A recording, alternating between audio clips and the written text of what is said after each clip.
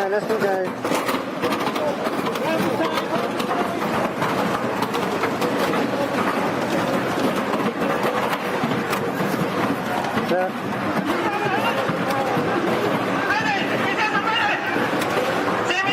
I'm making their way up now. The protesters are about 100 metres away less.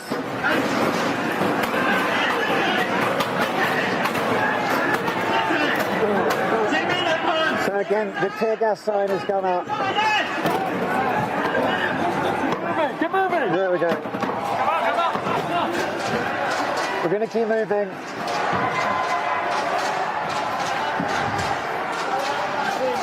So this is a new front line that they've established here. The press are in the way, they're trying to get them out because it does look like, again, they're going to try and fire some tear gas to disperse these protesters. You see they move with a lot of noise, with a lot of light, that's to try and intimidate people, to get them to keep moving back. They see 3 signs of tear smoke. That's usually the sign that's about to go up. And bit by bit, they're moving these protesters down. I think the main difference with yesterday is yesterday there was a very prescribed exit route for protesters, negotiated by protesters and police back to the train station. Here we go. So you can, there we go, there's tear gas fired there.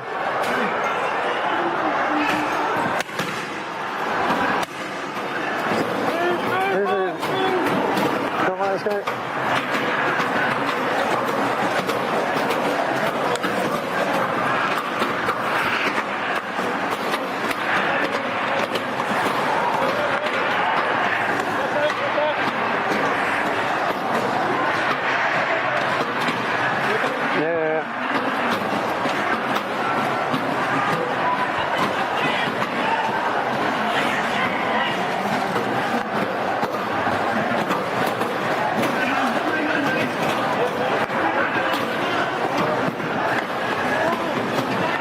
Keeping going forward, forward and forward. The protesters not that far away now.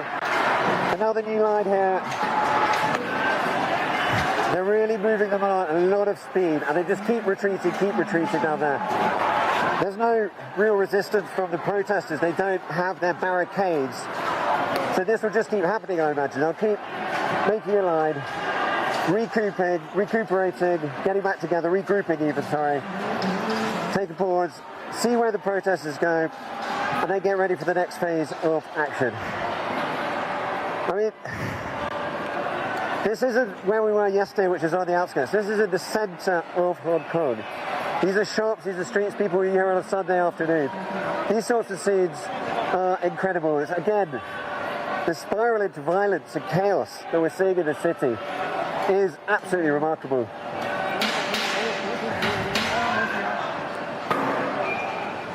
Again, another pause. It's worth mentioning as well that we're expecting a press conference tomorrow from the State Council, the Chinese State Council, the People's Republic of China. They're going to talk about their plans for dealing with the unrest. I don't know how much this will factor into that press conference, when the decision has been made, when the Chinese leadership now has a strategy for how to deal with Hong Kong. Because this isn't a strategy so far. This is ad hoc protests being cleared. Okay, let's be a bit careful here because it looks like there's another... Okay, let's move back, You're shining the light on the camera. Whoa. So we're just going to move back because we're not sure exactly what's happening. Please, I think shining the light on our camera trying to get us to go away. There's a lot of tear gas being fired.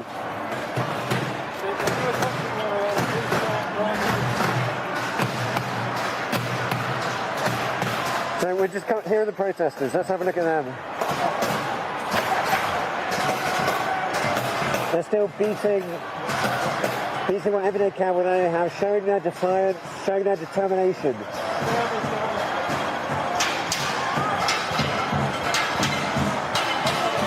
You can see they've come kitted out. A lot of them are wearing helmets. They've got the gas masks on. They know what to expect. They came here ready to expect this. They might have been driven back further than they wanted. And probably they're going to keep getting being driven back. but they're determined not to leave these streets without a lot of resistance. Okay, so then we've got more protesters joining here. Everyone's being funneled into this main street. Meanwhile, there's a lot of people coming in here. You see, you look at these guys getting ready. They're being urged out the way. This guy's got a hookey stick, we've got umbrellas.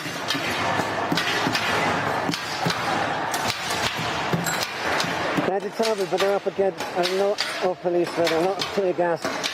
Yesterday, rubber bullets were fired as well. This is a small moment of pause when people are gathering, trying to figure out what's going on, what they do next, and how Hong Kong, the streets of central Hong Kong, ended up like this. We're in the ring. They're just rolling on him. Again, so it's a bit of a stand-up. I mean, you can look at some of these improvised, that's an improvised way, that's a hockey stick. That guy, I think, has got a child's float, a swimming float as a shield. This guy's got with a bit of back off a little bit. Just going to keep it a safe distance. We want to stay out of the police's line of sight. As far as I can see, I can't see any flags going. The police seem to be letting everyone in the other streets. They seem to be letting the people here come from that street where there's another barricade down there. So over there and then left there's been another barricade. The police are forcing people out so that everyone's in that main thing. The protesters here urging everyone to get back behind them, behind this vanguard here as they wait for the next police action. But a lot of people still milling around. It's a very fluid situation. The police, if you look over there, Mark, you can see the police have barricaded that street down there, so they've shut off that exit. I imagine they want to do the same on the other side. And look, they're advancing now. Let's go. Well, let's not actually. Let's stay here. So they're coming down this side. They're really trying to force everyone into this main channel. I think we can expect a similar thing on the other side. Now the protesters are retreating here. The police in front of them, with the liaison office, they're staying in the same place. The protesters look a bit confused. They're keeping their eyes front, even as the police make their way down here. Protesters are now being forced back as well. They seem to be giving people enough time to try and make it out these streets before they do the final clearance, really. It's very hard to gauge how many protesters here. I mean, there were thousands earlier at the sit-in. They went their different ways. So, I mean, completely different directions. Some went north, some went south. And they've ended up different things, so different barricades around the city. This feels like a quieter moment as everyone's regrouping, but the police there have come a lot closer too. They've got their gas masks on as well. The protesters are saying the ones that want to fight stay, the ones that want to leave leave. We're being told the protesters are saying to people in the crowd, the ones that want to fight stay, the ones that want to leave, leave. And that sort of fits the pattern of what we've been seeing here so far. Peaceful protests by and large, with a hardcore element who are up for that fight with the police, even though they're vastly outgunned and they're taking homemade weapons. There's so much fury and so much anger. I think that's what's changed about Hong Kong over the last 2 days, really. After 7 weeks of protests, mass protests over what started with the extradition bill. So if you remember the extradition bill, that was a bill that was put before the Hong Kong legislature saying that citizens could be extradited from Hong Kong to mainland China. Critics saying, well, you can't get a fair trial in mainland China because it's under the control of the Chinese Communist Party. Big protests over that. But since then, it's morphed into absolute fury and anger over what protesters see as police violence. They say a couple of things. First of all, that police have been heavy-handed in how they deal with protesters. But also last weekend, there was an attack on some protesters returning home at UN Long. So they had been protesting. They came home to a suburb of Hong Kong. And they were set upon by a gang of men in white shirts. 45 people were sent to hospital as a result of that attack. And a lot of people have been asking, where were the police when that happened? You can see the police out in force tonight, but they weren't there on that Sunday night. So the cries you hear in these protests are Half, I would say, are about police complaining about what they say is police brutality, saying corrupt police. The police know the law, but they break the law. The other half is about, more democracy for Hong Kong, a general cry for freedom.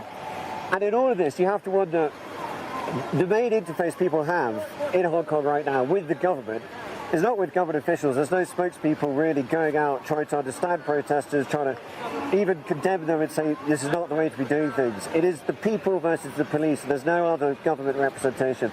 I think that's why you're having these these big standoffs, these clashes, because it's the only avenue for a resolution at the moment. And what happens is they're allowed to protest for a while, and then the police move them out. You can see them there, you can see them there. They're getting ready for a last big push, and they're giving, I think, as I was saying, they're giving those protesters who do want to leave the chance to leave, while those who want to stay, and that's those guys over there, they're not going anywhere.